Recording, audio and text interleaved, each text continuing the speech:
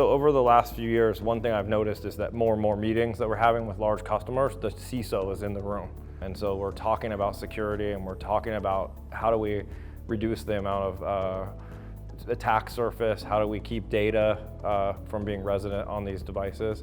And obviously the architecture of Windows Virtual Desktop and cloud workspaces in general, this is inherent in that architecture, right? No data, and if you're connecting it to IGEL OS, you're connecting it to a very small operating system that sometimes is even smaller than a gig. It's read-only.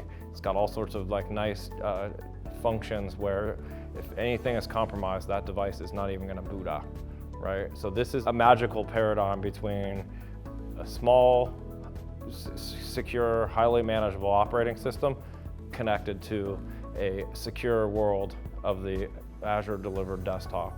And most people today believe that Azure can provide better security than building it yourself, trying to manage that complexity yourself. The public cloud is actually a safer place than trying to do this yourself. I would say, I've been in this business for a long time, so you see a lot of customers run into struggles when a new version of Windows comes out.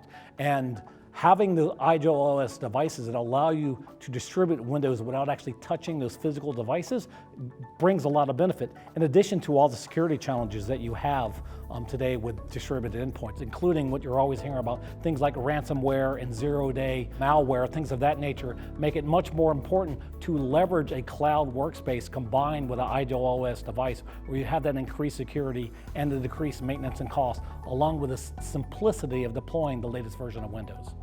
IGEL helps lower end user computing costs because really allows organizations to use some of their legacy hardware and maximize the return on that hardware while still delivering an optimal end user experience. So really enabling them to use whatever technology exists within their enterprise, reuse a lot of the hardware that's in place so that ultimately organizations are lowering their costs but still delivering a superior experience for their end users. I think the most important thing to know about the new partnership with IGEL and Microsoft is they were the first. They were the first thin client to partner with them for Windows Virtual Desktop over the Ignite conference. And I think when you're the first to the party, you're probably important. IGEL helps immensely for security for all my clients because instead of patching those devices 10, 20, 30 times a year, those endpoints, they patch them maybe 4 times a year when those firmwares come out. So that's a big difference operationally to maintain them, and then also security when it comes to risk. There's a lot less attack surface on a Linux hardened thin client that IGEL is versus a Windows device that as it is. So it's a big difference. The security issue has become foremost for a lot of people because there's been a lot of very public and very large malware attacks. The hackers have become a lot more organized, they're definitely more funded. Unfortunately, they're funding from our mistakes, right? So that when they win, they get the ransom and they get to use that to attack more people. So I think security is on the top of people's mind. With Windows Virtual Desktop, they've changed the way we actually access the workspaces. They have a much more secure technique.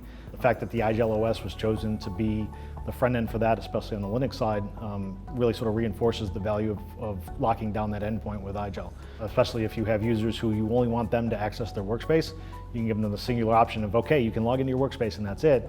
That means there's very little attack surface for the bad guys.